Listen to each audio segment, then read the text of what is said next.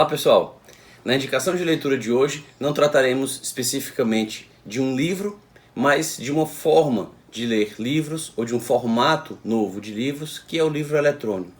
Não trataremos de aspectos tributários do livro eletrônico, esses aspectos foram tratados no vídeo dedicado ao artigo 9º do CTN, na parte em que reflete o artigo 150 da Constituição, inciso 6, letra D, quando trata da imunidade dos livros. Vimos que ela se reflete, ou que ela se aplica também aos livros eletrônicos. Mas trataremos hoje, como se trata de um quadro para sugestões de leitura, um quadro para quem gosta da leitura, trataremos do livro eletrônico como objeto de leitura, como objeto de acesso à informação escrita. Como postei em vídeos anteriores algumas indicações de livros dos quais dispunha em formato eletrônico, como foi o caso do livro de Kesselstein, como foi o caso do livro de Charles Adams sobre a história da tributação. Então, algumas pessoas me perguntaram o que eu achava do livro eletrônico, o que eu achava do formato do Kindle, as vantagens e as desvantagens entre o Kindle e os tablets comuns, como o iPad, por exemplo. Então, decidi fazer esse vídeo para tratar desse tema. Primeiramente, devo dizer que trata-se de algo bastante pessoal, o que importa objetivamente é a informação, e ela está igualmente contida tanto no livro eletrônico como no livro de papel, mas os dados ou os aspectos, os elementos subjetivos, eles são importantes, eles são o que, afinal de contas, dá graça à nossa vida, e por isso eles são dignos de registro e devem ser tratados. Apenas faço a observação de que são aspectos subjetivos, porque quem assiste pode ter pensamento bem diferente a respeito desses mesmos temas e não estará propriamente certo ou errado, assim como também eu não estarei certo nem errado em relação a esses aspectos subjetivos. É apenas um compartilhamento de impressões com as quais não precisamos todos concordar, e nem seria interessante que o mundo fosse assim, todos tivessem os mesmos gostos, que seria do azul se todos gostassem do amarelo, ou como gostam de dizer os espanhóis, para los gustos están los colores. Então, feita essa ressalva, devo dizer que há vantagens objetivas no Kindle e há vantagens objetivas no livro de papel. A começar, por exemplo, pela questão do espaço. Foi basicamente o que me fez adotar a plataforma eletrônica e passar a adquirir com mais intensidade nos últimos anos livros eletrônicos, foi o problema do espaço físico. Os livros de papel ocupam um espaço físico bem maior do que um Kindle, no qual se pode conter toda uma biblioteca. Então, como se pode ver aqui de algumas imagens, já não havia mais espaço físico. No meu caso, a minha biblioteca já está bastante cheia, tanto os livros que tenho em casa, em vários cômodos da casa, e tenho a felicidade de ter outros familiares que gostam igualmente de livros, e isso faz com que haja uma concorrência por esse espaço. No escritório também, a biblioteca que tenho já está bastante repleta de livros, então não haveria espaço para continuar comprando livros, continuar adquirindo livros, e não teriam de colocá-los. Então o Kindle nesse ponto representa uma solução interessante.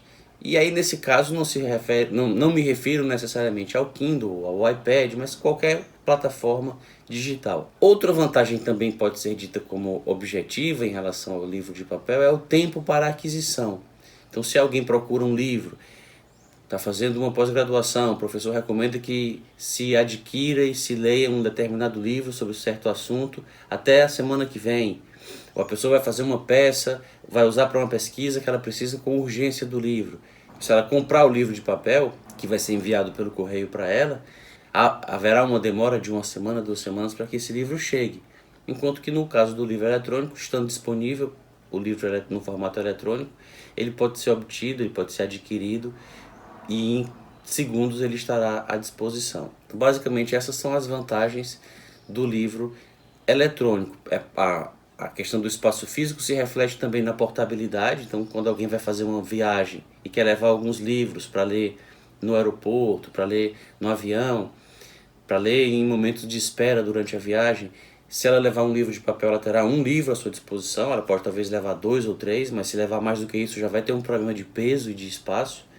E no caso de um Kindle, ela pode levar diversos, incontáveis, toda a sua biblioteca, e o espaço será o mesmo. Mas os livros eletrônicos também têm desvantagens, Então pode acontecer de naquela hora em que a leitura está na melhor parte, a bateria acaba e não há carregador próximo, não há tomada próxima e não é possível continuar a leitura. É possível que o livro eletrônico dê um problema, que ele pare de funcionar.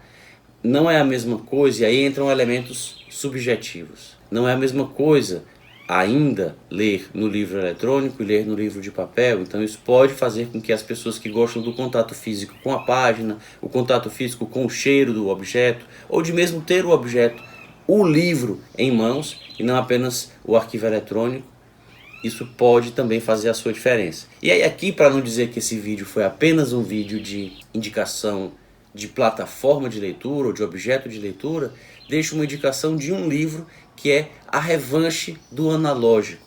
O livro A Revanche do Analógico, ou em inglês The Revenge of Analog, The Real Thing and Why They Matter.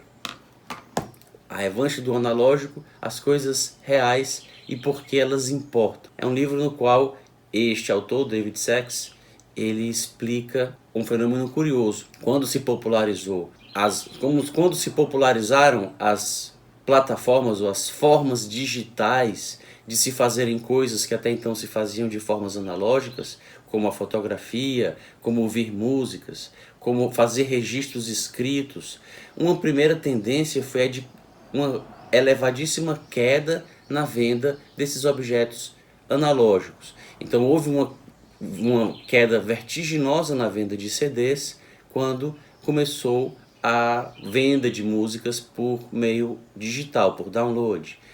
E sobretudo de forma ilegal, a pirataria na internet, no compartilhamento de músicas.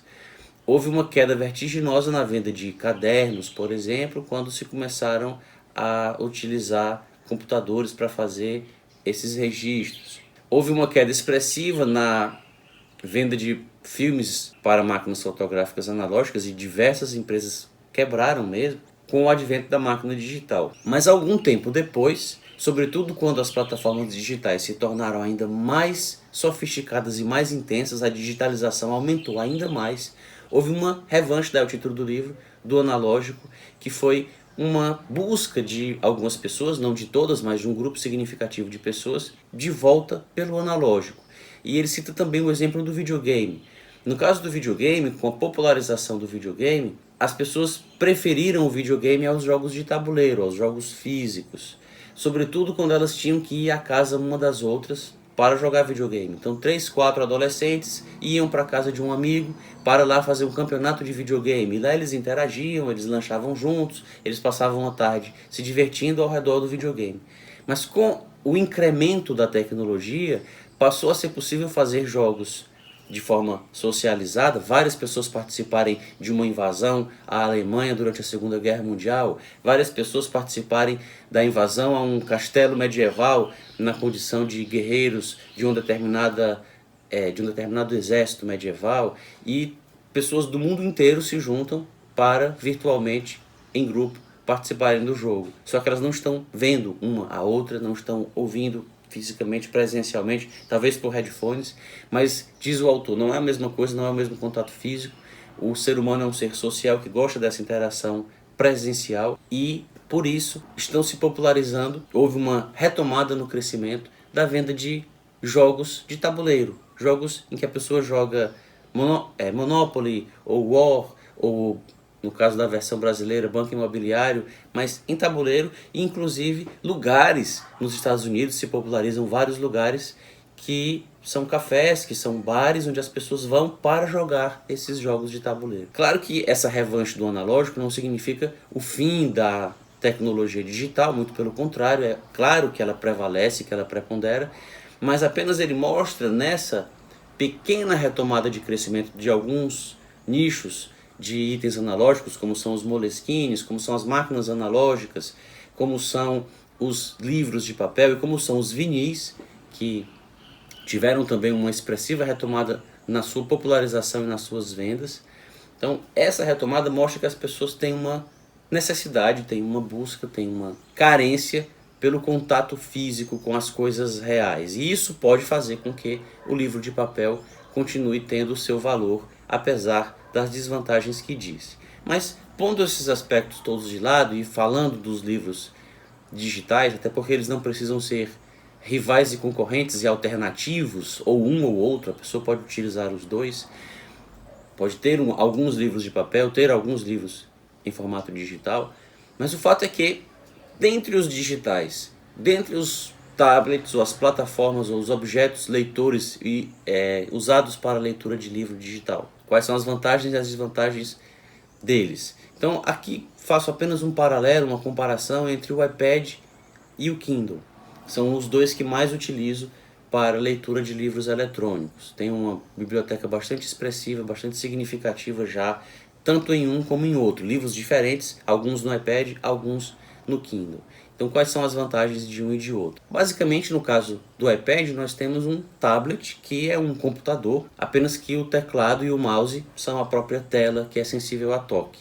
Então, além de naturalmente ler livros, é possível responder e-mails, é possível tirar fotos, é possível fazer vídeos, é possível jogar, é possível navegar na internet, é possível ouvir músicas, enfim, é possível fazer tudo, o que é praticamente tudo, o que se faz através de um computador, por meio de um computador. No caso do Kindle, não. Embora ele tenha um navegador, embora seja possível navegar na internet com ele, trata-se de algo muito rudimentar, ele basicamente serve apenas para leitura. Mas isso traz consigo algumas vantagens. A primeira é a dispersão. No caso do Kindle, o leitor tem uma menor tentação de parar a leitura para dar uma olhada nos e-mails, de interromper a leitura porque ele recebeu uma notificação de que apareceu uma mensagem no WhatsApp para ele, ou de parar a leitura para dar uma olhada no Instagram. Então, a dispersão, que é um dos grandes problemas do mundo de hoje, termos atenção ao que fazemos e não nos dispersarmos, termos foco. Então, no caso do Kindle, isso fica facilitado justamente pelo fato de ele não ter essas outras utilidades ou esses outros recursos. Mas a principal vantagem nem é essa. A principal vantagem, pelo fato de ele não ser tudo que um tablet é que o tablet é mais pesado e o tablet, a bateria tem uma durabilidade muito menor. A bateria do Kindle pode durar semanas dependendo do seu uso, enquanto que a bateria do tablet, se ele for intensamente utilizado, não tem a duração talvez nem de um pouco mais do que um dia. Então essa é uma grande diferença também. Mas a diferença que definitivamente me fez migrar para o Kindle, os livros que compro e que leio no iPad são aqueles que não existem na plataforma Kindle, não estão disponíveis na Amazon para Kindle, ou porque eu já tinha adquirido esses livros, já havia adquirido esses livros para o iPad e quando procuro, consulto no iPad. Mas a principal vantagem diz respeito à tela. A tela do Kindle, ela é feita a partir de uma tecnologia diferente, em que ela não brilha, ela reflete a luz do ambiente, como o papel. O Kindle até pode ser iluminado. O Kindle Paperwhite, por exemplo, ele tem uma iluminação que permite ler no escuro, mas a imagem não é formada a partir dessa iluminação. A iluminação, ela permite a leitura do Kindle como ela permitiria a leitura de um livro impresso, de papel. Mas a imagem, as letras não se formam na tela do Kindle a partir dessa iluminação, como acontece, por exemplo, no iPad. E será possível verificar comparativamente o que acontece com um e com o outro quando eles são colocados, por exemplo, sob a luz forte. Pode ser a luz de uma luminária, a luz de uma lâmpada ou a luz solar. Num ambiente não muito iluminado, pode não fazer muita diferença a tela do Kindle e a tela do iPad. Mas vamos ver o que acontece quando nós estamos num ambiente muito iluminado.